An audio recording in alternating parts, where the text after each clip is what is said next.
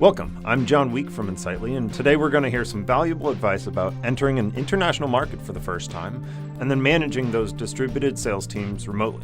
Sharing their experience and advice are David Tipping and Ada Cortez, sales leader and administrator respectively of DynEd.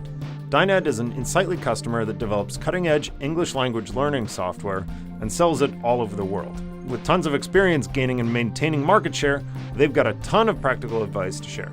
Let's kick it off. Tell me a little bit about the structure of your company. How do you get customer engagement and customer acquisition? Yeah, so we have small regional offices around the world. Our biggest office actually is in Beijing, but our central office, our HQ is here in the Bay Area. We also have regional offices in Amsterdam, Panama, Tokyo, Jakarta, Bangkok, and Ankara.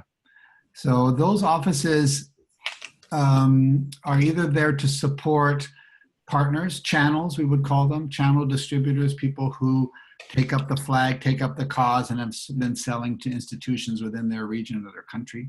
Or they may be, in the case of some countries, for example, China or Jakarta, where we are selling directly into the market, where we don't have intermediaries. In those cases, we may have a local staff who sell and support installations.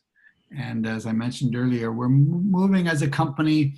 We've been around for about 30 years. We signed the first we have a patent shared with Sony Corporation for the searchable CD. Nobody uses CDs anymore, but when CDs are just coming out, those big laser discs, that you had to go from the beginning to the end. And so we knew that wouldn't work for kind of experience with a language. It had to be searchable. I want to hear the verb to be. I wanted to hear how to conjugate something. And you wanted to have to search that disc. So with Sony Corporation, we pioneered that the ability to break up and search a CD. And so from that point on, we've been supporting either our institutional employees or institutional installations, or now, as I said, going directly to the consumer. Mm-hmm. Ada, do you have anything to add to that, to either the product, how it's distributed, or how the organization is structured? I know that in your case, you came on pretty recently as the sales administrator to help David out, to organize the sales teams, sales processes. How would you characterize the sales organization, how it's structured across the world? Well, so the way I see it is we are in so many different countries and people do business in different ways. So everybody is pretty independent, and the goal for the last year has been to be able to put the whole team into one path, one process, especially, for selling. And that's how our CRM came to play, because everybody had different ways of doing business and, following through pipelines. And I want to say that now the way the company is structured is a little more unified. We have one sales process, which, help us to work together towards the same goal.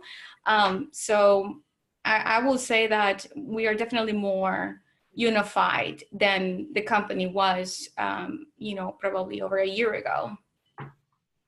All right, great. We'll get into that a little bit more as we dive into it. And so let's move over to part 2 here. And this is, I think, something that a lot of our customers have shown interest in. We've got Insightly customers that sometimes based in the United States, Canada, the UK, really anywhere in the world. And what's changing these days is that we're able to access new markets in new ways, thanks to technology, the internet, structures that have been put into place. But this is nothing new at DynEd, correct? You've been entering new markets, as we said, by necessity since the 90s. And so we've got a lot of questions regarding how to do that for the first time. And let me just say that if you're in the audience right now, feel free to post any questions about our conversation as we're moving forward. And when time permits, we'll either we'll either mention them during the webinar or in the Q&A section at the end. So let's kick it off. You guys are active, whether it's through channel partners or through actual sales teams working for DynEd in about a dozen different places in the world, including Latin America, East Asia, Mongolia, Africa, the UK. So tell me about your experience entering a new market. How do you start to evaluate the potential? Where do you look for the highest potential place to put your bet? Yeah, so we sometimes it's through kind of serendipity. We have a channel, a partner. Again, the traditional model has been partnering with institutions. So you have somebody who would like to resell the product. We train them and they support locally. And that may be the first way to open a country, be it Chile or Mongolia, places like that. You would move in through a local support structure. Or if the region grows or that we see a specific growth, a region would be our office in Bangkok. We have growth in Vietnam and Laos, in a little bit in Cambodia, Thailand itself. So we felt we needed a regional office in Bangkok. So we opened that. And I also just want to say that one of the reasons why we use channel partners is because of the product. So the type of product really matters. So the way that we were working with one of our products, which is called DynEd Pro, it's a software that has to be downloaded to a computer. So we needed to have a person, a tech support available to download this software, and make sure. So once you log into the software and a student comes and use the software, there is a data that we collect to actually learn about the study habits of that student and be able to give. So the teacher will come and check the software, the database, pull that data and give feedback to that student on what the student is doing right and what it's not doing right. So that's how we help the students to move towards a goal. So that's why we use channel partners. So I just wanted to say that because the product does matter. And right now we're moving into something more mobile when we really don't need an institution. That's a great point. The distinction between, is your product self-serve or do you need boots on the ground in order to help your customer get up and running on your product? If it's the latter, you of course need people there in order to facilitate that exchange. Versus, are you going to take a marketing only approach to a self-serve product, or maybe you can ship your physical product? So we're talking really about the latter case, where at least for the entirety of DynEd's history to this point, you've required boots on the ground. Is that correct? Yeah. Yes, you do. You really need someone there, and channel partners are the best way because it's really a mutual benefit. It benefits them to be able to deliver something that their market doesn't have, and it allow us to enter that market with pretty low cost, really. So it's really beneficial. Now, so it's not a giant gamble that you're taking when you're entering a new market. Costs are controlled and you're pretty aware of the addressable market by the time you've made that move, correct? Yeah, of course. I mean, a channel partner, someone who knows the market, who lives there, understands the culture, they know what to go after. So we don't really have to learn all that work, right? We don't have to make too many studies and see if this is something that we can invest in, because we already have someone who knows, who has that knowledge to approach that market. So it's really beneficial and it saves the time. Right. So David, you've been with DynEd a very long time. Can you, and you've clearly had a lot of success developing channel partners as well as remote sales teams. Tell us about your learnings maybe early on, whether it was entering into Japan or Mongolia or Latin America. What were maybe some of the mistakes that you guys made that you think that our attendees could learn from? Well, I think mistakes I see and mistakes I may have done a little younger was, we're an American business is in a robust environment. We have great universities. We have a very competitive business atmosphere. And that tends to really sharpen our skills as we go out overseas. But one of the things we often miscalculate is, the value that a local knowledge has. And where I've failed in the past or have had struggled in the past opening new markets is when I felt myself or my US-based team could do it on their own. Quickly we run into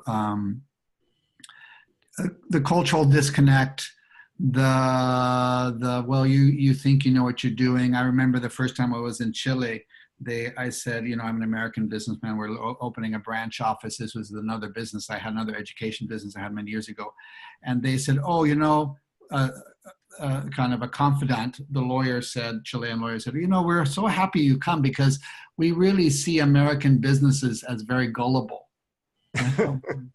That's not the word I would have expected to hear about American business. But yeah, they said, they think they know everything, and it's so easy to kind of fool them and make them, spend lots of money and not get very much traction. Well, with that, we quickly looked for a Chilean counterpart who helped us actually get traction. So that the arrogance that we may have, and that's probably the best term to use right now, that arrogance tends to blind us and make us not very efficient. So my word of advice is realize that a local expert doesn't have to be a partner. It could be just an expert that you hire is going to be as intelligent or more so than you or your staff, and they're going to have that local knowledge that Ed mentioned that really breaks open the doors.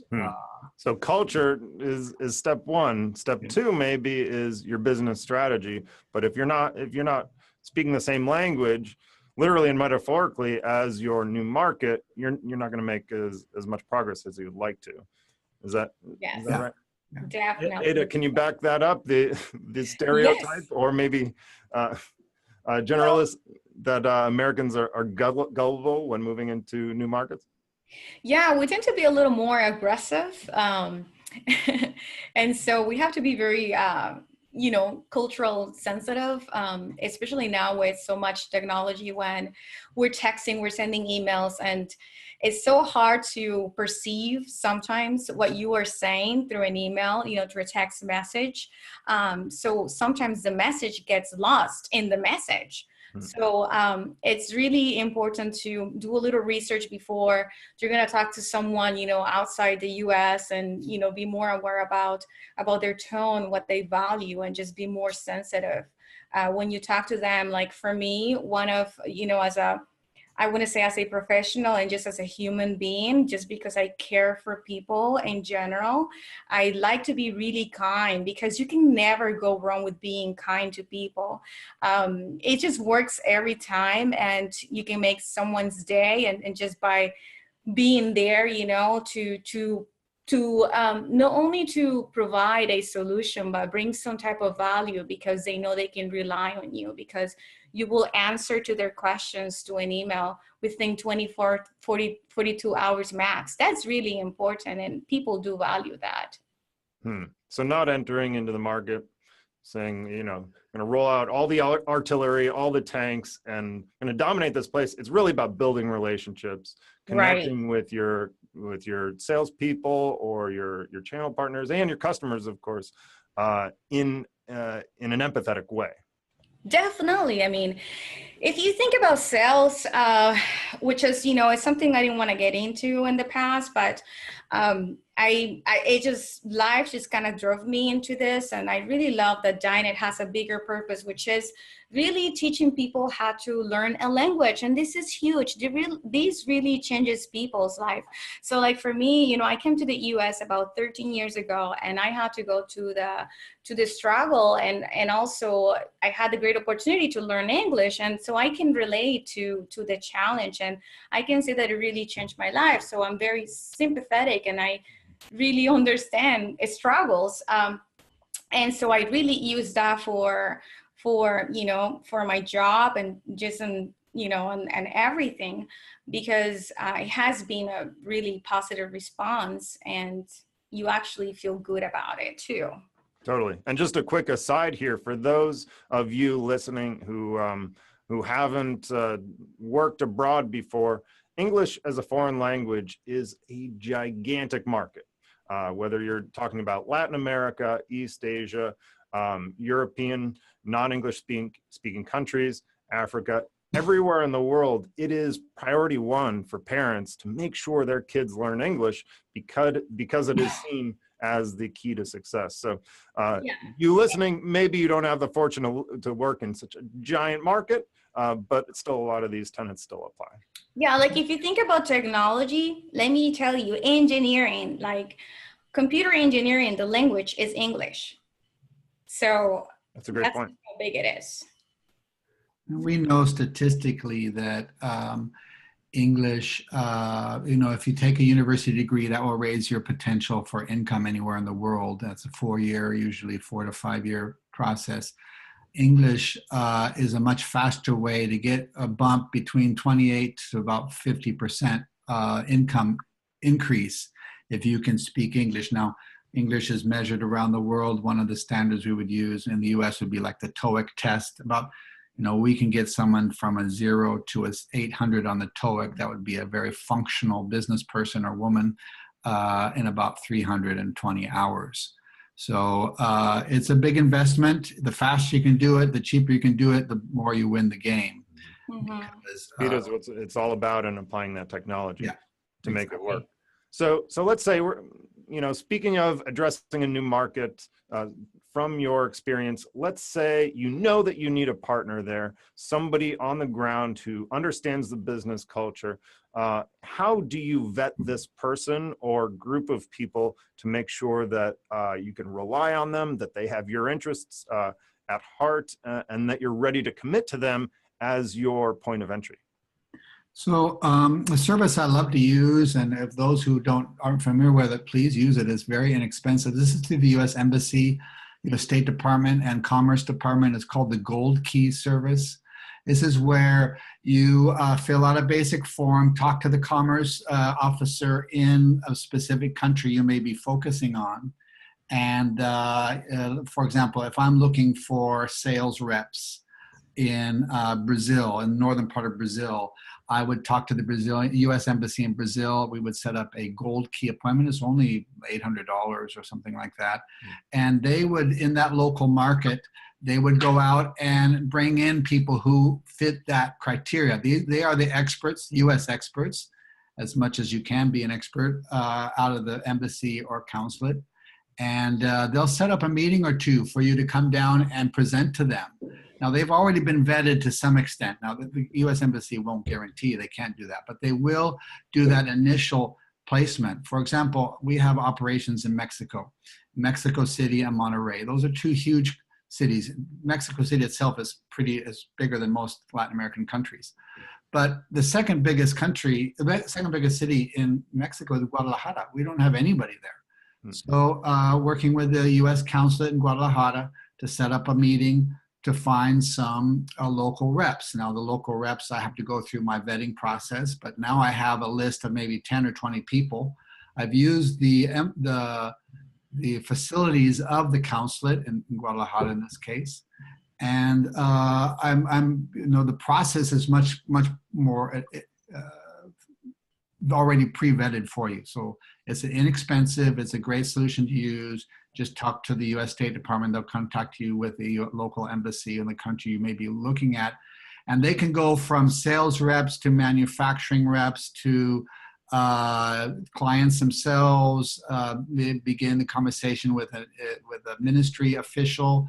It's a great service, and I don't think it's used as much as it should be. Oh, that's great to know. $800, the gold key, get connected with the right people on the ground. And, you can't imagine the process otherwise, right? To just do No, it's very hard. The other thing I've always wanted to, I've done a few times, is go to the local business schools and say, hey, all you, effervescent young men and women looking for a an angle, I have a great idea for you, but it's a lot more wild, wild west type of stuff. That's a tactic that's universal, by the way, is leveraging students. Yes. Yeah. Hey. Getting people underpaid, overqualified to get started for you is a fantastic strategy. So Francisco Sandoval had a question and I would like to address it. Would that be okay? Yeah, please. So I'll read this question now. How do you, Francisco says, how do you handle brokers, salespeople that you do not have on a payroll to be able to use the CRM? Yes. Okay. So we do have some people that are not on our payroll, right? So you can pretty much have anybody you want into the CRM, but you just have to keep in mind that it will cost you money because they need an account, and it will also cost you time because you need to train them, okay? But you can do that. Also, it depends on how much you want them to see about your business. Like, do you trust them enough? And the other thing I will say is, what I do right now, especially for some agents that we have that are not on our payroll, I pretty much just have them send me their Excel files for pipelines, and I enter it as mine. So I monitor, their pipelines. And that's just an extra work that I do because we do not provide extra accounts for them. But it's pretty doable. Just keep in mind the cost and, confidentiality. Right. And the CRM will have some permission settings so that you can lock down, make sure that they see only what they need to, and can't export things, can't delete things if that's the approach you want to take. And, that's, of course, good business practice.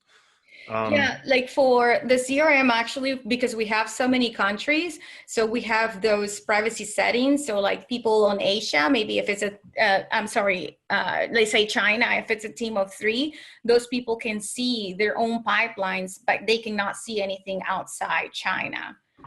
And that's how we divide. Totally. So thanks for the question, Francisco. And before we move on to part 3, in which we'll talk about how to manage your sales reps and channel partners once you've established yourself in a new market, I have one more question for you, David. You mentioned that you have your own tactics for vetting people that go beyond the gold key system. And in our conversation earlier, you mentioned that you've gotten burned before choosing the wrong liaison in a new market. Tell us about that. Tell us about mistakes that you can potentially make in your vetting system as you've started to establish it. Yeah, so the being empathetic is good. You got to mix empathy with strength. Meaning you have to have a clear goal of what you want. So probably one of the more common mistakes I was done when I was a young man would be bringing in partners. Now, partner, just the term implies a kind of a deeper business relationship, which even though we used to have our agreements used to be called channel partners until one partner tried to get access to our regional profits, saying, well, I'm a partner, so legally I have rights and privileges as a partner. So now we're calling them channel distributors. But those are things you need to be aware of. So don't, in your enthusiasm or in my enthusiasm to jump into a new market and found somebody who said the right things and looked, on paper really great, and say, let's partner, let's, whatever percentage we'll split it up or whatever kind of division of the income. I'd say don't do that too quick. Go a little bit slower on the partnership. Look for someone who you can bring on in a payroll or a short-term consultancy. That's much safer and allows you leeway if you find out you may have made a mistake with the individual or with the individual's access to the market. Everybody's going to tell you, oh, you won't believe my uncle was just made the subsecretary of education or mining or whatever. Everybody has their uncles who've just been granted some position in the market. Seems too good to be true. And it's always too good to be true.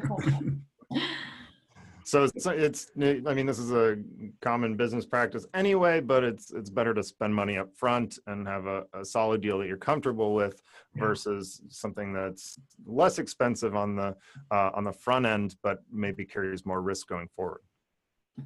Yeah, it usually bites in the end if you've given away too much at the beginning, just because you feel you're out of place in the market. Makes sense. All right, so with that, we're going to move to part 3, which is about managing these teams. Once you've gotten in there, at DynEd, you've done a fantastic job. You've got sales teams, you've got channel partners all over the world, different languages, different cultures. How do you manage these? How do you manage these teams? So the two of you took the lead on this last year. First David, and then bringing on Ada as the sales administrator. Tell us about what you walked into last year. What was the before state and some of the issues that you were trying to address with the way it was structured? Yeah, so I'll start off and then I'll let Eda kind of segue into how we solved it. So we had very individualized teams. Some of them had almost no oversight. And the results often were talented people who weren't really fulfilling their potential. And they may have known it, but since nobody's kind of having any questions or reviewing except for the final sales at the end, a lot of missteps were happening. And then especially for a small company like ourselves spread around the world, we had very different cultures and even measurements between the different regional offices, especially between Asia and the Americas, or just the US headquarters and our operations in other parts of the world. So it was very much individualized based on the personality or kind of the insight, the business acumen of the local supervisor or manager. Sales, we were concerned as we were building engineering and our product development teams were building the new product. We really had kind of an ancient system of sales. And we had actually bought another account management software solution that nobody implemented. Everybody would just kind of say, well, we're using it, but nobody actually used it.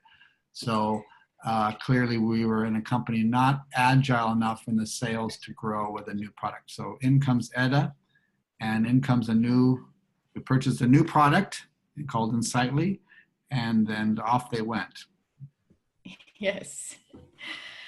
Yeah, I mean, it was at the beginning, it was kind of hard to really get everybody excited about a new CRM because, of course, it's an extra task, extra work, and now we're giving you a kind of like a schedule, like every day you have to log in and enter what is that you are selling. So yeah, it was a little tough. I mean, and it was, giving people new habits. It's a really hard thing to change, but it has been very successful.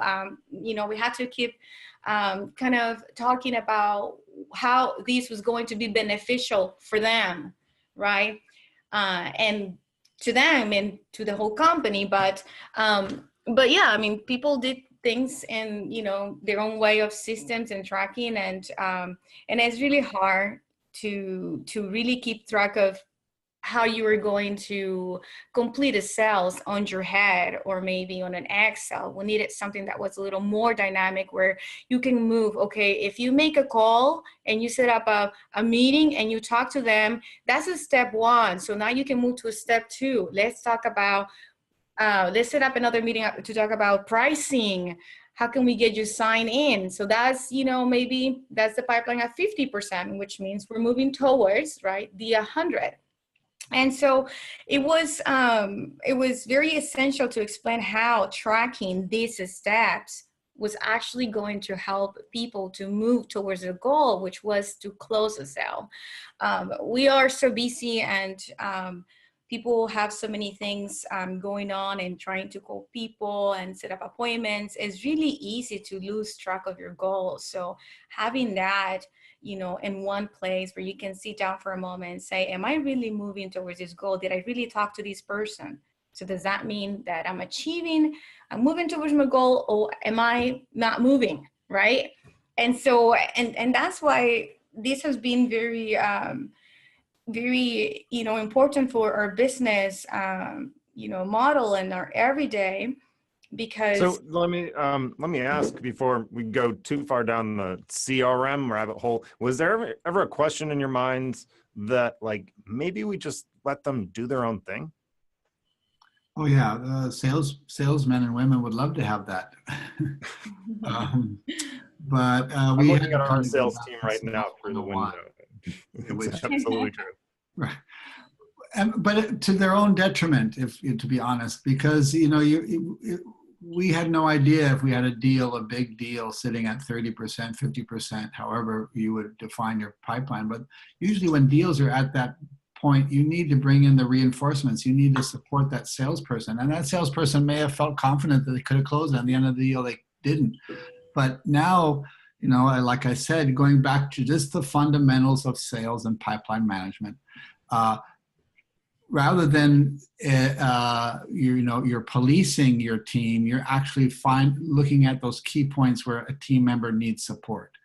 And when Ed began to explain it that way to the team members, and we would start saying, "You're at 30%. I'm going to come over. I'm going to fly over and help you close that deal, or I'm going to give you some additional resources. I'm going to give you some time and energy to help you solve maybe some of the pushbacks from the client."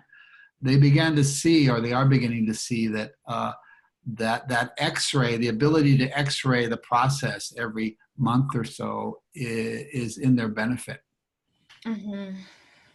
And you also find those few individuals who clearly don't work well in a transparent system, and that is probably good. You don't want them on the team for much longer.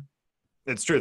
Lone wolves, they might be very effective in the small scale, but when it comes to scaling your sales and getting real visibility into it, it's got to be on rails, right? It's got to be a process. Yeah. Did you find that? Frankly speaking, every company has this challenge, even if your sales reps are all in the same room with you, right? It's the constant challenge for sales managers. So what's the difference in your mind in terms of going international, going through all these channels, setting them up on the CRM, teaching them about pipeline management? Was it the same process? What were the subtleties there?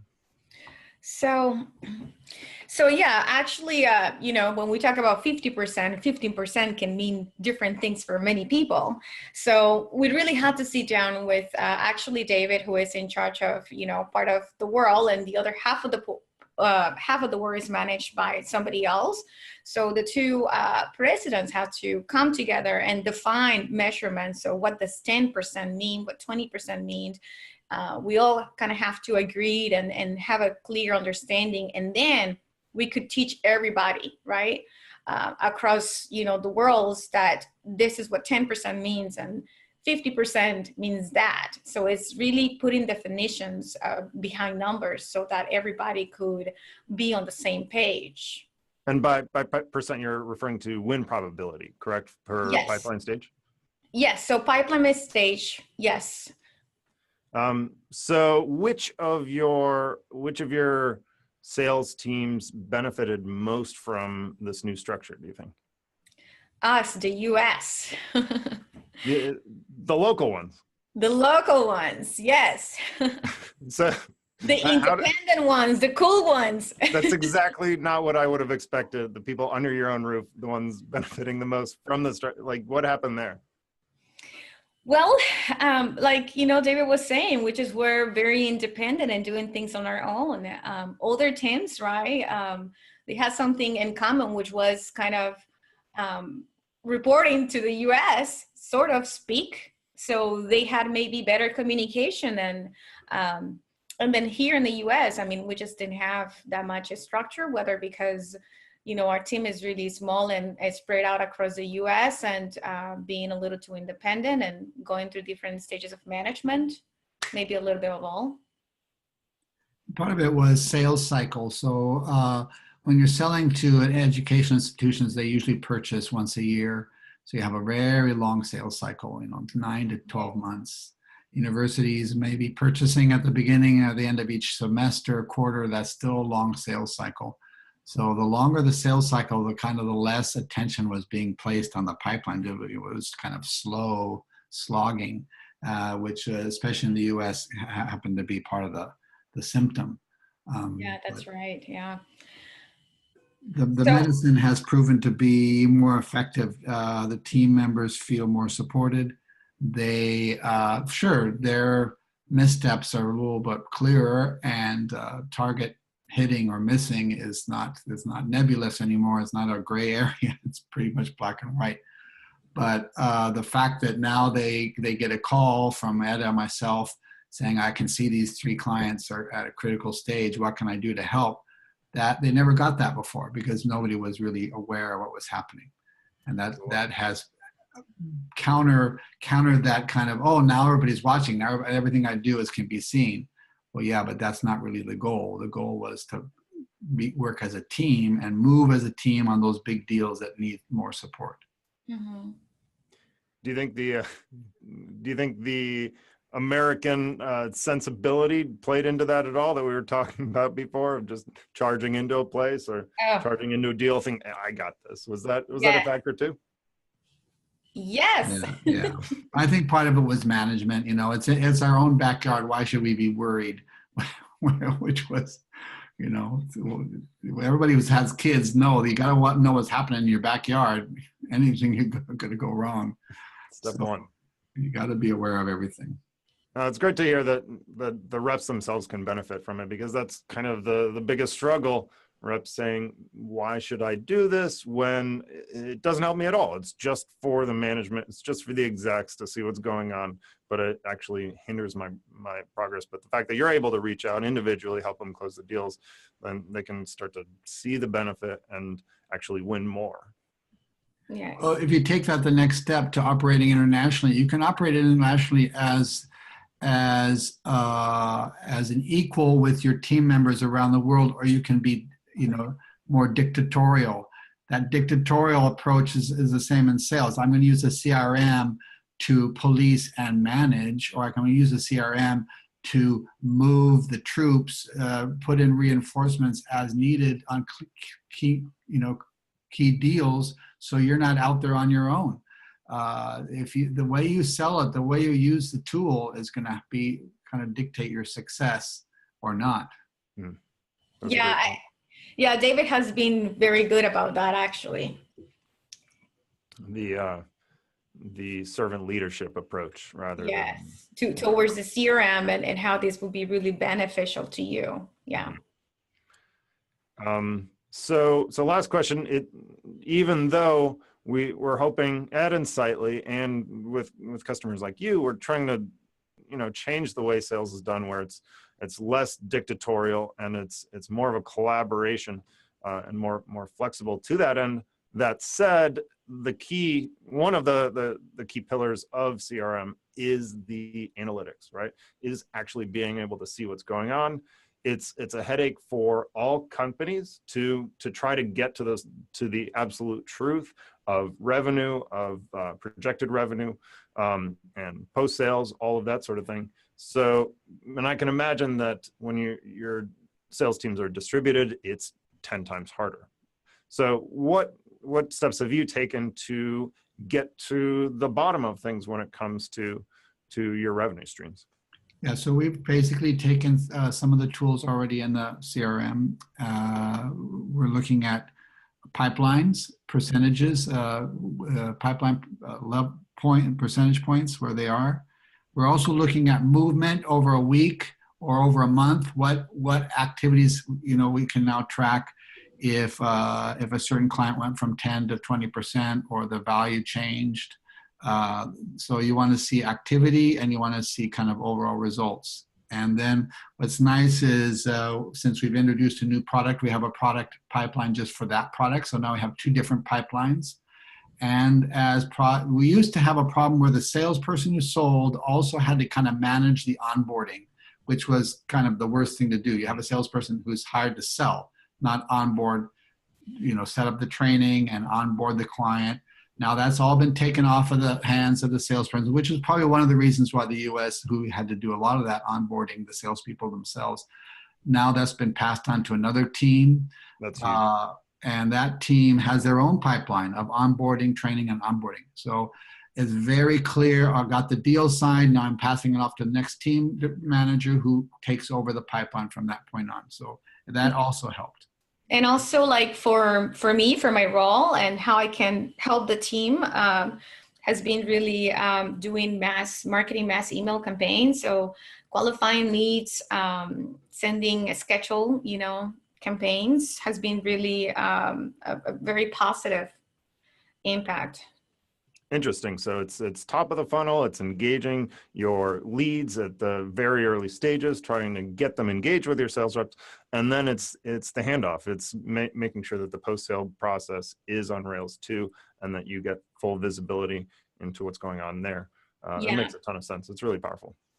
Yeah, it comes with the lead generation, right? To assigning that lead to the right account manager, and that kind of account manager handling that opportunity until the deal is closed, the pipeline is closed, and then handing that off to another team, which will be, the onboarding team, the operations team, and then regular maintenance by that account manager. So it's a process, it's a big process, and it involves different teams, but it's wonderful. I bet the sales reps are psyched about that. I bet they were so happy to lose that responsibility, not lose it, but have it, politely take it away. They said, wow, what a difference. Yeah, I can imagine. One of the greatest thing is we can keep, that account. We know that record. We know everything about them, even when the account manager is gone, right? So you get to keep those clients always with you, that information at least. Yeah, absolutely. You got to keep your sales reps focused on selling. It's just too easy to lose the heart and soul from the onboarding process. And we know that onboarding is just absolutely critical when it comes to retaining these customers who are key to which the lifetime retention of these customers is key to your revenue overall, correct? Yeah. Yes. Yeah. All right, so we had a couple questions already. I know that we had one more, if you guys don't mind hanging on for one more minute. Yes. You mind looking at Adam's question here? The question is, what part of managing sales teams has been made easier for you by Insightly, and what part comes down to experience and skills? And this is a great question because, tech doesn't actually solve problems by itself. It's about implementation, and it's about people in the end. The app is just a tool. It comes down to people, relationships, and so do you have any thoughts on that, David? Yeah, so it's basically, have you ever broken a wrist or an arm or a leg, you go into the doctor's office and the doctor puts up the x-ray and says, look right there, you can see it's fractured. Now break you can see pretty clear, but a fracture is much harder. And clearly the doctor has seen hundreds of those a day or a week, that has no problem. But I don't really see much, and you're going to charge me $1,500 for that? But the point is that if you don't have that x-ray, even an expert like a doctor, even an expert like a well-versed manager who has the skills to support a staff, make the staff feel part of a team, isn't going to be very effective if they don't have that x-ray, if they don't have that ability to see where the weaknesses is, where the strengths are, where people struggle, where you may have the wrong person on the wrong team, or that person just is not going to work on that team. If you don't have that technical x-ray, the ability to see your sales process, your cycle, as we walked through just a minute ago, all those skills you have as a great manager don't really work very effectively. So it's the union of that vision, technological, but it's basically it's the ability to see through the process and make some decisions if the patient needs support and at what point do they need support. And I also want to say that we had another CRM, and that CRM really the problem was really technical, okay?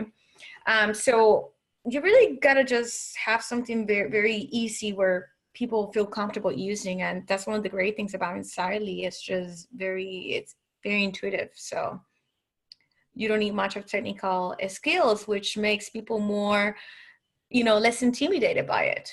and more likely to use it and adapt. I love both those answers. The metaphor of the doctor, you know, it's just great. It's a tool. Your doctor needs your X-ray machine, and just like a baseball player needs a baseball bat. But at the end of the day, it's worthless without the skills you bring to the plate, so to speak. Well, I just want to thank both of you so much for joining us today. I apologize to you and to everybody here for the slight technical difficulties starting up. And as we mentioned, we'll send a follow-up email with some of the information if you'd like to check out NEO, if you'd like to talk to DynEd about some partnership opportunities, perhaps we'll send their information out. And yep, you guys will get your swag boxes. Great job on the quiz. And yeah, just want to thank you both for joining us today. Thank you, John. And for anybody in the audience, Ed and I are here to help and answer questions about our product and our services. And again, thanks for the opportunity, John. It was nice. Yeah, thank you, John. Thanks, Insightly. All right. Have a great day, everybody, or evening, or whatever time it is for you. And we will see you at the next one of these. Bye-bye. Thanks a lot. Bye.